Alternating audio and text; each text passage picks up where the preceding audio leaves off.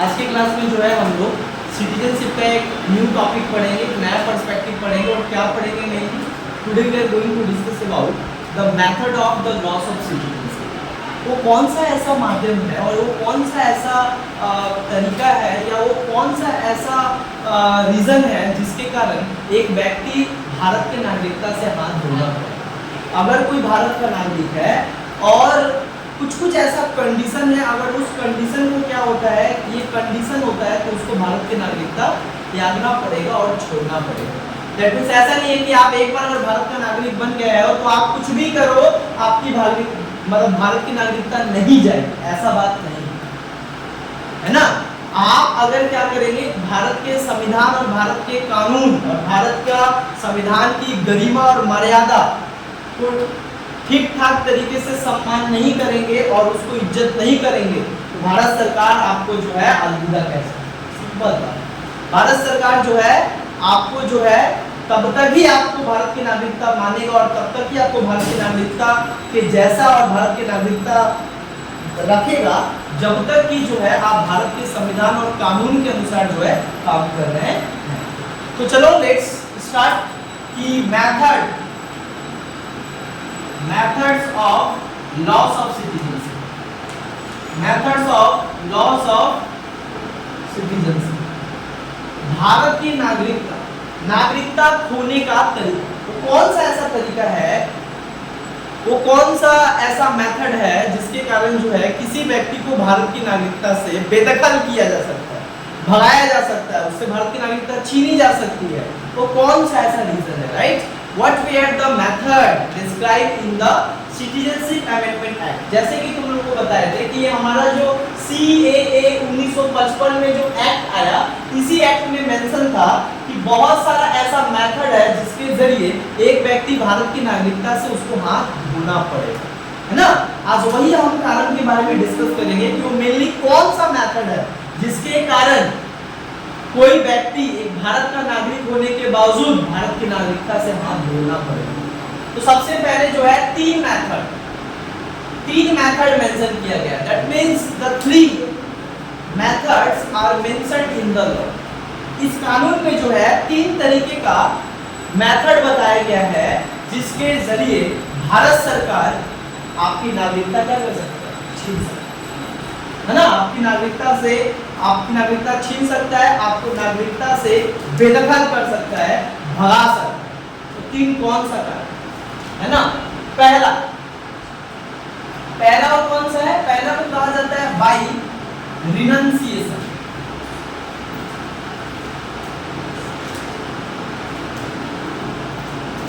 Renunciation क्या कहा जाता है, बाय रिनंसिएशन। रिनंसिएशन का मतलब क्या होता है, त्याग प्रक्रिया के द्वारा। रिनंसिएशन का मतलब क्या होता है, त्याग प्रक्रिया के द्वारा। रिनंसिएशन मतलब होता है त्याग प्रक्रिया के द्वारा। रिनंसिएशन मतलब त्याग प्रक्रिया के द्वारा।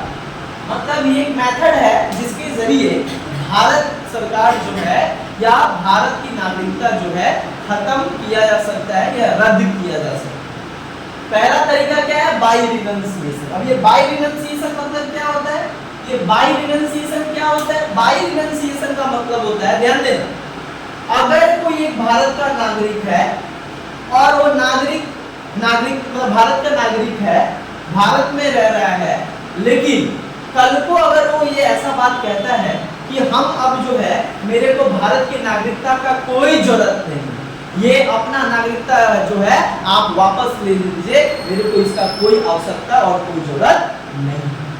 मतलब जब कोई व्यक्ति क्या करेगा, अपने स्वेच्छा से, when a person, right, by his will and by his volunteering, right, voluntarily चाहता है कि हम भारत की नागरिकता जो है मेरे को कोई जरूरत नहीं है, कोई आवश्यकता नहीं है, हाँ, तो उस टाइम जो है और वो कहता है कि मेरा आप नागरिकता मेरे से ले लीजिए। मतलब एक इंसान है, नागरिक ही कहता है हमको अब और नागरिकता की आवश्यकता नहीं है और इसकी जरूरत नहीं है और आप ये नागरिकता क्या कीजिए, ले लीजिए।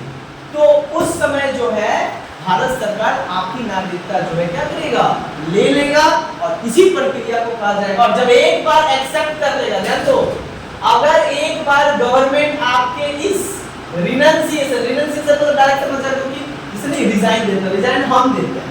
तो आप लिख के रिटेन अगर भारत सरकार को भेजते हो कि अब हमको भारत की नागरिकता की कोई जरूरत नहीं है, ये लो अपना नागरिकता अपने पास रखो, हम अपनी इच्छा से अगर कह रहे हैं, स्वेच्छा से कह रहे हैं, और भारत सरकार इस रिटेन लेटर को अगर एक्सेप्ट कर देता है, अगले दिन हमारी नागरिकता हमसे छीन जाए। अंडरस्टैंड? अंडरस्टैंड? मतलब पहला कौन सा तरीका है, अपने स्वेच्छा से अगर कोई व्यक्ति क्या करता है, भारत की नागरिकता को लौटाता है और भारत की नागरिकता को रद्द करने का बात करता है, और अगर सरकार जो है उसको स्वीकार कर लेता है, तब जाकर तो व्यक्ति को भारत की नागरिकता से बेदखल कर दिया जाता है। बट एक बात याद रखना, आपको भारत की नागरिकता, अगर भारत आपकी नागरिकता ले लिया, लेकिन इसका ये मतलब नहीं कि भारत सरकार को भगा दे, नहीं। लेकिन अब आपको कोई राइट्स, कोई फैसिलिटी जो नागरिक होने के नाते आपको मिलता था, वो सब कुछ क्या होगा, बंद हो जाएगा। Understand? By renunciation is the first method by which someone can send a letter to the government of India and ask to cancel my citizenship। हाँ, जब कोई एक इंसान स्वेच्छा से, इच्छा से नहीं रहना चाहता है, तो जबरदस्ती रहते तो कोई फायदा नहीं है ना। वो खुद ही बोला हम ना रहना चाहते हैं, तो भारत बोलता है ठीक है मत रहो, जनसंख्या कम होगा, हाँ फैसिलिटी कम मिलेगा, ज्यादा लोग पाएंगे। समझ में आया? बाय रिनंसिएशन मतलब क्या होता है, स्वेच्छा से अगर कोई देता है तो भारत सरकार अगर उसको एक्सेप्ट कर लेता है, तो इसी प्रोसेस को क्या कहा जाता है, this method called by renunciation. इसको कहते हैं त्याग प्रक्रिया के द्वारा नागरिकता का छीनना या नागरिकता का हनन। दूसरा कौन सा तरीका है, ध्यान दो, पहला तरीका समझ में आया सबको, दूसरा तरीका है बाय रिनंसिएशन के बाद दूसरा एक तरीका है जिसके द्वारा भारत की नागरिकता जो है आपसे क्या किया जाता है, भारत की नागरिकता से आपको बेदखल कर दिया जाता है। सुनो, संपत्ति से बेदखल कर देना, घर से बेदखल कर देना, है ना, माँ बाप का बात नहीं मानोगे, काम जो ऐसे बोलेंगे नहीं करोगे, घर से बेदखल कर देते हैं। उसी तरीके से क्या होता है, भारत सरकार माँ बाप के साथ क्या करोगे, विश्वासघात करोगे, वो उनका अगर क्या करोगे, उनके अगेंस्ट बात करोगे, उनके अगेंस्ट काम करोगे, तो तुमको घर में क्यों रहना है ना, तो उनके स्वेच्छा से नहीं रहना है, तो तुमको काहे पढ़ाएंगे, क्यों पैसा खर्चा करेंगे, है ना, सिंपल बात है। सेम ये दूसरा मेथड, इसको क्या कहा जाता है, बाय टर्मिनेशन। क्या कहा जाता है, बाय टर्मिनेशन। कभी सुने हो कि उसको बेदखल कर दिया, इसको कहा जाता है बेदखल प्रक्रिया द्वारा। क्या कहा जाता है, बेदखल प्रक्रिया के द्वारा। बेदखल मतलब क्या करना, धकेल के भगा देना। हाँ, बेदखल का मतलब होता है उसको क्या करना, नागरिकता से दूर कर देना, नागरिकता उसका छीन लेना, राइट। अब ये कैसे होता है, देखो, this is the second most important method जिसके जरिए कोई भी मतलब भारत जो है, भारत सरकार जो है, किसी भी व्यक्ति को नागरिकता से क्या कर सकता है, हटा सकता है, और नागरिकता उससे छीन सकता है, और भारत से बेदखल कर सकता है, नागरिकता से बेदखल कर सकता है, और वो क्या है, बाय टर्मिनेशन। ये क्या होता है, कब ऐसा होता है, ध्यान दो, जो बता रहे, बेदखल प्रक्रिया तब होता है, मानो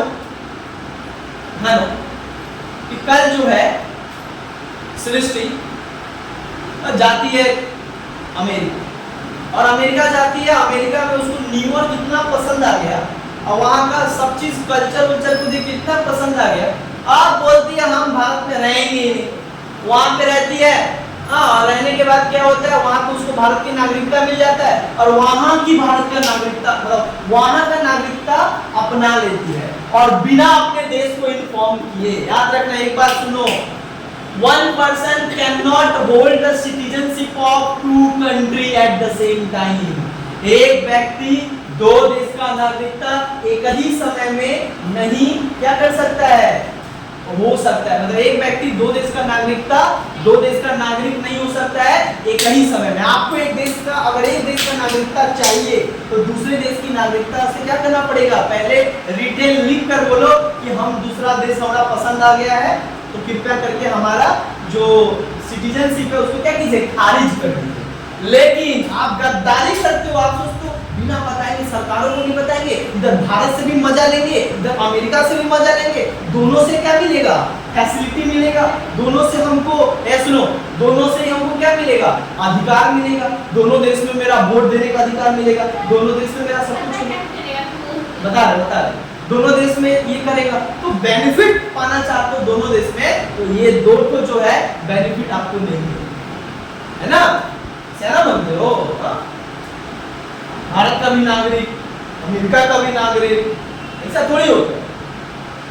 तो बहुत यहाँ पे टर्मिनेशन कब होता है? टर्मिनेट कब करता है भारत सरकार किसी को भारत की नागरिकता से? भारत की नागरिकता से कब किसको क्या करता है? बेदखल कर देता है, भगा देता है, नहीं तुमको देंगे, छीन लेता है। जब कोई नागरिक, भारत का नागरिकता प्राप्त किया हुआ व्यक्ति किसी दूसरे देश में जाकर वहां का नागरिकता प्राप्त कर लेता है और बिना सरकार को बताए, इन्फॉर्म किए, मतलब क्या है ये? क्या है? आप अगर बिना किसी को बताए आप वहां पे रह रहे हो, बिना उसको इन्फॉर्म किए और वहां की नागरिकता ले लिए हो, मतलब ये क्या कर रहे हो आप? गुस्ताखी है ना, गुस्ताखी। भारत सरकार बोलता है इसका कोई जगह नहीं, ऐसा इंसान को हम नहीं देंगे। भारत सरकार क्या करता है? उसको नागरिकता भी छीन लेता है और बोलता है जिस देश में उसी देश में समझ में समझ में टर्मिनेशन समझ में। तो टर्मिनेशन का मतलब क्या होता है कि भारत सरकार किसी व्यक्ति को भारत की नागरिकता से बेदखल कर सकता है अगर वो किसी दूसरे देश में जाकर वहां की नागरिकता अपना लिया है और बिना अपने सरकार को और अपनी नागरिकता को कैंसिल करवाए, कैंसिल करे बिना वो वहां की नागरिकता अपना लिया। एक और बात जो ये पूछ रहे थे, देखो जब आप दूसरे देश में जाते हो वहां की नागरिकता का बात करते हो तो सबसे पहले वो देश आपसे पूछता है आप किस देश के नागरिक, तो आपको बोलना पड़ेगा इंडिया, डॉक्यूमेंट दिखाना पड़ेगा और डॉक्यूमेंट के आधार पे वो भेजेगा उस देश में वहां के होम मिनिस्ट्री को, और होम मिनिस्ट्री क्या करेगा? आपकी इस नागरिकता को खारिज कर देगा। लेकिन आप तो सरकार को खुद जाके नहीं बताए ना, वो वहां पता वो वेरिफिकेशन पे भेज दिया वहां पे, तो ऑलरेडी नहीं बताओगे तब वो कैंसिल हो जाएगा। लेकिन जब सरकार कैंसिल करेगा तो बेइज्जत करके करेगा, तुम भी तो उसका बेइज्जती की हो, तुम तो उसके साथ गुस्ताखी की हो, बता के जाओ कि हमको नहीं चाहिए, आप रखिए अपना। तो भारत सरकार ठीक है आपको मिठाई खिला के आपको भेजेगा, लेकिन आप क्या कर रहे हो? बिना बताए जो है वहां की नागरिकता अपना ली हो और ढेर सेना बन रहे हो। ये सरकार को क्या पता चलेगा? सरकार सब पता चलेगा। सरकार आज एक देश का दूसरे देश के साथ लिंक है, समझ आ रहा है? ग्लोबलाइजेशन एरा में हर कुछ कनेक्टेड है, इकोनॉमी हर कुछ, समझ में आ रहा है? सो आपको क्या करना पड़ेगा? यहाँ पे बिना सरकार को बताए बिना अपने नागरिकता को खत्म किए दूसरे देश के नागरिकता को अपना लेते हो तो आप उस देश का नागरिक नहीं रहते हो और भारत अपने इस व्यक्ति को क्या करता है? नागरिकता से बेदखल करता है। समझ में? सिटीजनशिप राइट से क्या करता है? बेदखल कर देता है। This is the second method, हाँ हटाने का। क्या है दूसरा मेथड? अब हम लोग बात करते हैं third, one of the most important method, जिसके जरिए भारत जो है किसी भी व्यक्ति को भारत की नागरिकता से क्या कर सकता है? वंचित कर सकता है, कैंसिल कर सकता है, छीन सकता है, भगा सकता है, टर्मिनेट कर सकता है। इस प्रोसेस को क्या कहा जाता है? ध्यान से दोगे, इस प्रोसेस को कहा जाता है by deprivation. By deprivation method, by deprivation method इसको कहा जाता है वंचित प्रक्रिया के द्वारा, वंचित प्रक्रिया के द्वारा। वंचित प्रक्रिया के द्वारा मतलब ध्यान दो, इसमें बहुत सारा है। वंचित प्रक्रिया मतलब डिप्राइव्ड कर देना, डिप्राइवेशन मतलब तुमको उससे अलग रखना, मतलब भारत के नागरिकता, भारत की सुख सुविधा से तुमको क्या करेगा? अलग रखना, अलगाव करके रखना, वंचित करके रखना। वंचित का मतलब क्या होता है? वंचित मतलब देना ही नहीं, वंचित नहीं बोलते हैं, सम पीपल आर डिप्राइव्ड। हाँ, सो डिप्राइव्ड मतलब क्या होता है? बाय डिप्राइवेशन मेथड मतलब वंचित प्रक्रिया के द्वारा भारत सरकार अपने ही देश के नागरिकों को क्या कर सकता है? नागरिकता और नागरिकता के जो फैसिलिटी है उससे उसको वंचित कर सकता है, अलग कर सकता है, एक्सक्लूड कर सकता है, सेपरेट कर सकता है, उसको क्या कर सकता है? छीन सकता है, भगा सकता है, कैंसिल कर सकता है। क्या है राइट? ये क्या कहता है? कब कैंसिल करेगा? ध्यान दो, इस मेथड के जरिए कब भारत किसी की नागरिकता को छीन लेता है? हमेशा हमेशा पहला कारण, if any citizen of India, अगर आप भारत के नागरिक हो और आप विदेश में जाते हैं, आप विदेश जा सकते हो, कोई दिक्कत नहीं, वहां के नागरिक विदेश जा सकते हैं। If you are the citizen of India and you are visits to the foreign country and live more than 7 years without informing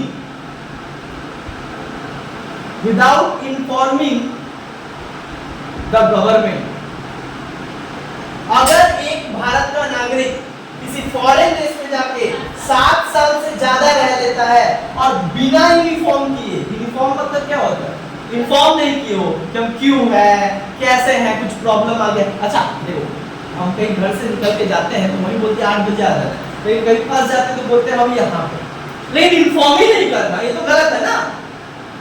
same चीज यहाँ पे अप्लाई करो, आप 7 साल से रह रहे हो कहाँ पे, अमेरिका में, बट आप जो है 7 साल हो गया, लेकिन और भी आपको रहना, हो सकता है जरूरत पड़े और भी रहना, लेकिन आप सरकार को क्या करते हो, इतना भी नहीं मुनासिब समझते हो कि सरकार को एक बार क्या करे, तलब करे। तलब मतलब बता दे।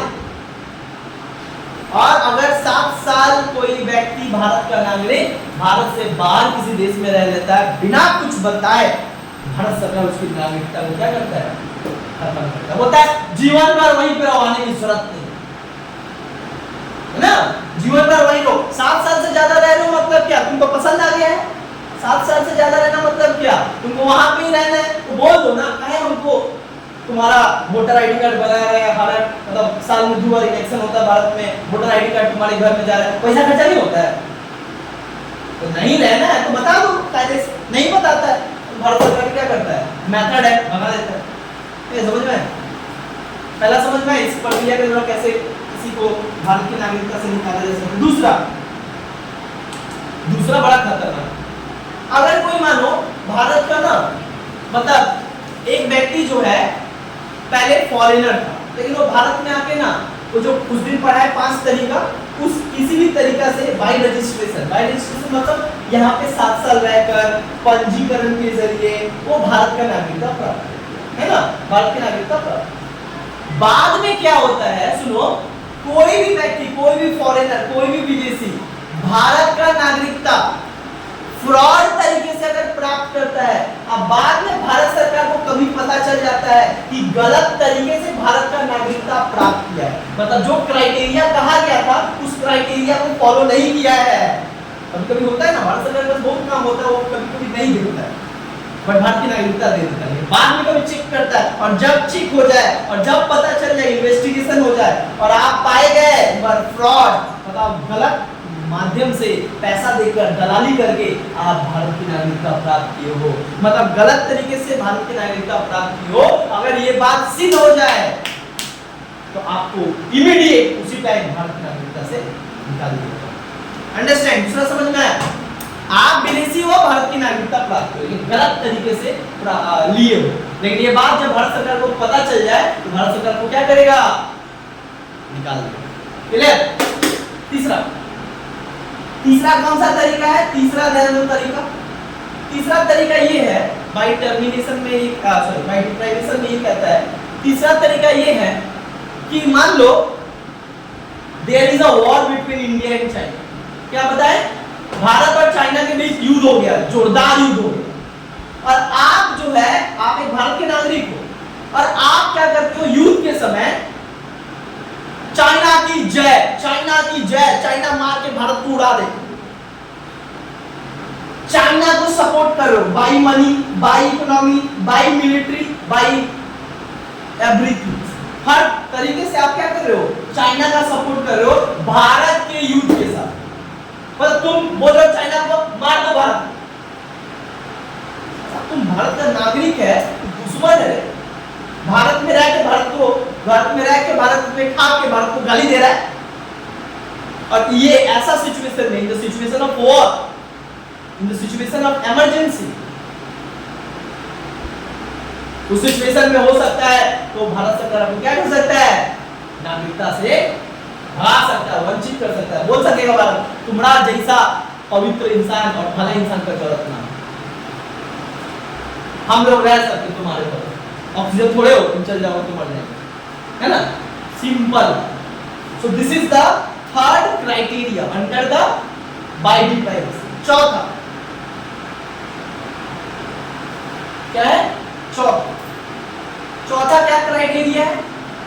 बाय डिप्राइवेशन क्या बताते हैं? चौथा क्राइटेरिया क्या है? चौथा क्राइटेरिया ये कहता है कि आपको भारत के नागरिक से वंचित भारत सरकार कर सकता है अगर आप भारत के संविधान, भारत का कानून के मर्यादा का अगर रिस्पेक्ट नहीं करते हो, सम्मान नहीं करते हो और देश के खिलाफ जो है आप साजिश रचने में पकड़ा गए, देश के साथ विश्वासघात कर रहे हो, पाकिस्तान के साथ मिलकर, जैसा अभी एक लड़की पकड़ाई, पाकिस्तान के साथ मिलकर जो है भारत के ऊपर आक्रमण करने का साजिश रच रहे हो, उस टाइम याद रखना भारत सर आपको निकाल देगा। Understand? Understand? Clear? So these are the method mentioned under the biopiracy. Okay, एक मिनट। तो यहां तक हम लोग समझ में आए। नेक्स्ट अब जो है हम लोग समझ रहे हैं एक बड़ा इंपॉर्टेंट चीज समझ कि ये तो समझ में आया कि कोई भारत का नागरिक कैसे बन सकता है और भारत के नागरिकता से उसको हाथ कैसे धो देना पड़ेगा, लेकिन एक और अभी भारत सरकार जो है ना कानून बनाया। क्या कानून बनाया थोड़ा हम बता दे, डिफरेंस क्या। तो इसका मतलब क्या, डबल सिटीजन बोल के, अच्छा भारत पहला बता रहे हैं, भारत जो है कौन सा सिटीजनशिप अपनाता है? Single citizenship. भारत कौन सा सिटीजनशिप अपनाता है? सिंगल। भारत कौन सा नागरिकता अपनाता है? Single citizenship. अब बता दे सिंगल सिटीजनशिप क्या होता है। देखो सिंगल सिटीजनशिप का मतलब होता है एकहरी नागरिकता। क्या होता है? एकहरी नागरिकता। एकहरी नागरिकता का मतलब क्या होता है? एकहरी नागरिकता का मतलब होता है ये भारत है, सपोज दैट ये भारत है और ये भारत में 28 गो राज्य है, बट ये पूरा भारत है। आप भारत के किसी भी गली, किसी भी स्टेट, किसी भी राज्य, किसी भी शहर, किसी भी नगर, किसी भी गांव, भारत के जितना बड़ा टेरिटरी है उसमें आप कहीं भी पैदा लोगे, आप कहलाओगे भारत की नागरिक, आप बनोगे भारत का नागरिक, आपको भारत का नागरिकता मिलेगा। अंडरस्टैंड? मतलब if you are born in any parts of the territory of India, you considered the citizenship of India या citizen of India। मतलब आप भारत के कहीं भी पैदा हो आपको एक ही नागरिकता मिलेगा और वो किसी का? भारत का नागरिक, मतलब इंडियन सिटीजन। इसलिए हम लोग अपने को क्या कहते हैं? इंडियंस। और पे लिखा रहता है नेशनलिटी इंडियन, है ना। आप चाहे वेस्ट बंगाल में पैदा हो, चाहे बिहार में पैदा हो, लेकिन आपको नागरिकता कहाँ का मिलता है? बोलो क्या? नहीं, नेपाल में कैसे नागरिक मिलते? अरे नेपाल में हो तो नेपाल तो अलग देश है, तो उसका नागरिक बनोगे ना। हम क्या बोल रहे हैं, भारत के देश में, भारत में एक अगर भारत में कोई भी व्यक्ति भारत के अंदर अगर पैदा होता है तो उसको केवल भारत का नागरिकता मिलता है, सिंगल सिटीजनशिप। ऐसा नहीं कि तुम जिस स्टेट में पैदा हुए, वेस्ट बंगाल में पैदा हुए तो वेस्ट बंगाल का नागरिकता मिलेगा। West Bengal has no citizenship, only the India has citizenship. इसीलिए बोले single single single, one citizenship, है ना, एक नागरिकता मिलेगा। जबकि एक और नागरिकता होता है डबल सिटीजनशिप। अब तुमको समझा रहे क्या होता है डबल सिटीजनशिप। हाँ, सिंगल सिटीजनशिप कौन किस देश में पाया जाता है? इंडिया। कौन सा देश? इंडिया, है ना। सिंगल सिटीजन मतलब जहां भी पैदा हो कहां का नागरिक मिलेगा? एक ही वो नागरिकता मिलेगा, भारत का। बट डबल सिटीजनशिप क्या होता है? डबल सिटीजनशिप मतलब दोहरी नागरिकता। डबल सिटीजनशिप मतलब दोहरी नागरिकता। दोहरी नागरिकता मतलब क्या होता है? दोहरी नागरिकता कहता है कि दोहरी नागरिकता मतलब मान लो ये एक देश, क्या है? एक देश। ये बेसिकली मान लेते हैं दोहरी नागरिकता कहां पे पाया जाता है? अमेरिका। कहां पे? इसका बेस्ट एग्जांपल कौन है? अमेरिका। बहुत बार क्वेश्चन आएगा तुम लोगों का कि दोहरी नागरिकता कौन सा देश में पाया जाता है? अमेरिका। अब देखो ये तो अमेरिका एक देश है, अमेरिका में ना 50 गो स्टेट है। कितना स्टेट है? 50 गो। अब देखो एक ऐसे हम लोग 28 गो है ना, कोलकाता, वेस्ट बंगाल, बिहार, है ना। उसी तरीके से 50 गो अमेरिका में क्या है? स्टेट। ये पूरा अमेरिका है, लेकिन ये क्या है? इसका जिसका स्टेट है न्यूयॉर्क, शिकागो, वाशिंगटन, कैलिफोर्निया, ऐसे ऐसे स्टेट। मान लो तुम न्यूयॉर्क में, तुम्हारा जन्म न्यूयॉर्क नाम का शहर में, मतलब न्यूयॉर्क स्टेट में हुआ। If you are the American, so if you are born in the New York, then first you got the citizenship of New York, and New York is come under the America. So second you got the citizenship of America. That means you got two citizenship. In America, one person got two citizenship. One for the state and one for the country. एक जिस state में पैदा हुआ, but हम पश्चिम बंगाल में पैदा होते हैं तो हम पश्चिम बंगाल के नागरिक नहीं होते, हमारा कहीं भी पैदा हो हम भारत के नागरिक हैं, इसलिए इसको कहा गया सिंगल सिटीजनशिप। कोई वो मैटर नहीं है कहाँ पैदा हुए, भारत के अंदर पैदा हुए ना, मतलब भारत के अंदर। लेकिन यहाँ पे क्या है ना, कौन सा स्टेट में पैदा हुए, तो न्यूयॉर्क, तो पहला हो गया न्यूयॉर्कियन सिटीजनशिप, और फिर क्या बन गया है, फिर क्या बन गया है, अमेरिकन सिटीजनशिप। इसी को डबल सिटीजनशिप। डबल मतलब नहीं समझ लेना कि दो देश का नागरिक नहीं, अपने देश का, एक स्टेट का नागरिक और एक देश का। क्लियर हुआ? इसीलिए क्या होता है ना, देखो यहाँ का न्यूयॉर्क वाला न्यूयॉर्क नागरिकता प्राप्त करता है, वाशिंगटन में जो पैदा हुआ है वो वाशिंगटन नागरिक होता है। तो ये लोग अगर वाशिंगटन जाता है और यहाँ का लोग न्यूयॉर्क आता है, तो ये लोग भद्दे मजाक उड़ाता है, डिस्क्रिमिनेशन होता है, तुम वहाँ का नागरिक है, तुमको तुम्हारा लिए खाना कॉस्टली रहेगा, हाँ ऐसा करते हो, नौकरी नहीं देते यहाँ के लोग यहाँ। बट हमारा देश में क्या एक ही नागरिक है, इसलिए तुम बिहार में रहो, बंगाल में रहो, कोई फर्क नहीं। ये समझ आया? डबल सिटीजनशिप, सिंगल सिटीजनशिप समझ में आया? जो बताया ये सब कहाँ पाया जाता है, कि डबल सिटीजनशिप पाया जाता है तुम्हारा अमेरिका में, फ्रांस में, सब देश में क्या होता है, द बेस्ट एग्जांपल है, ये सब पाया जाता है। अच्छा, एक और सबसे इंपॉर्टेंट चीज तुम लोग को बता दे रहे हैं, जो तुम लोग के लिए बहुत इंपॉर्टेंट है जानने के लिए। देखो अब एक नया सरकार एक्ट लाया है, एनआरआई वर्सेस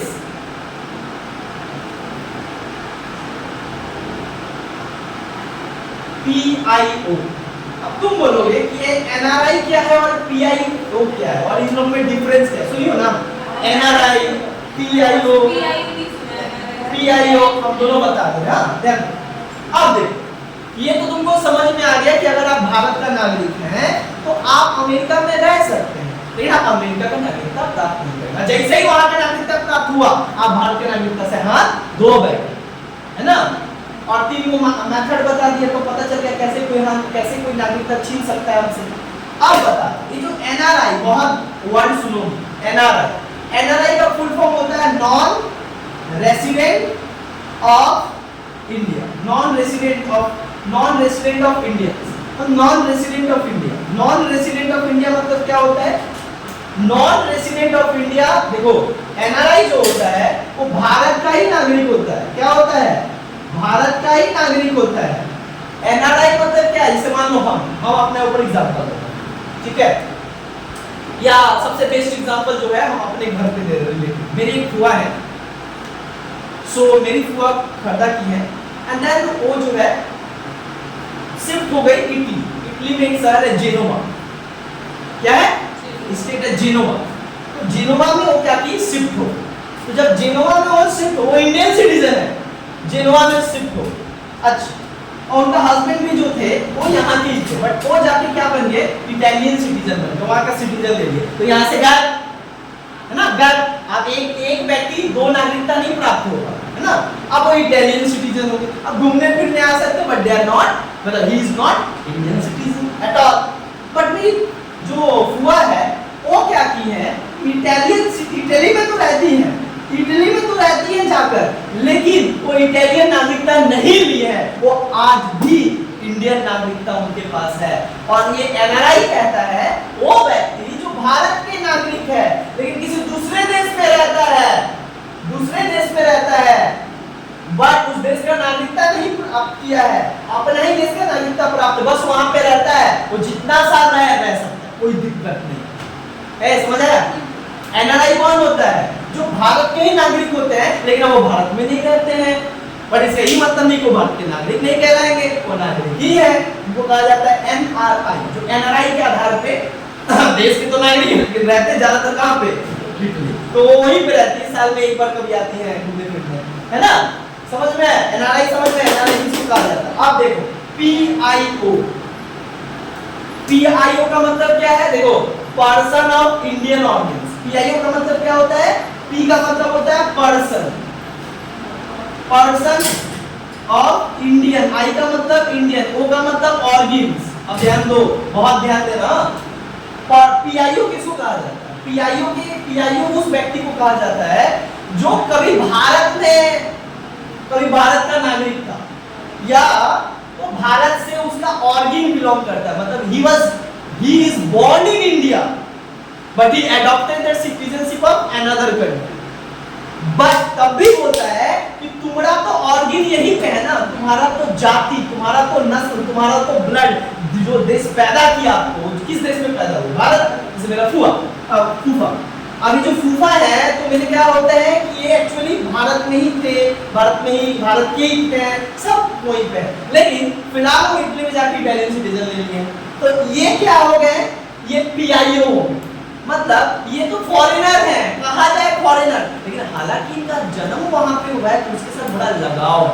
तो भारत सरकार लॉ बनाया कि आप पीआईओ के आधार पे आप इटालियन सिटीजन हो, कोई दिक्कत है, आप इटली का नागरिक हो, लीगल नागरिक हो, लेकिन आपको भारत आने जाने पर रोक टोक हम नहीं करेंगे। अब आप आ सकते हो, जा सकते हो, कोई दिक्कत ना है। अब अंडरस्टैंड? एनआरआई किसको कहते हैं और पीआईओ किसको कहते हैं? एनआरआई उसको कहते हैं जो भारत का नागरिक है लेकिन भारत में नहीं रहता, खत्म। पीआईओ उसको कहते हैं जो भारत में पैदा तो कभी नहीं आता लेकिन अब किसी दूसरे देश का नागरिकता प्राप्त हो गया है, बट क्या वो अब भारत नहीं आ सकता है? आ सकता है। ये है PIO. This is the difference between NRI and PIO. NRI इनको जो है, इनको ज्यादा बेनिफिट मिलता है, किसके सिवाय? इनके, ये तो दूसरे देश के नागरिक है ना। अंडरस्टैंड? समझ में आया? ये तो यही जो है सबसे इंपॉर्टेंट चीज है।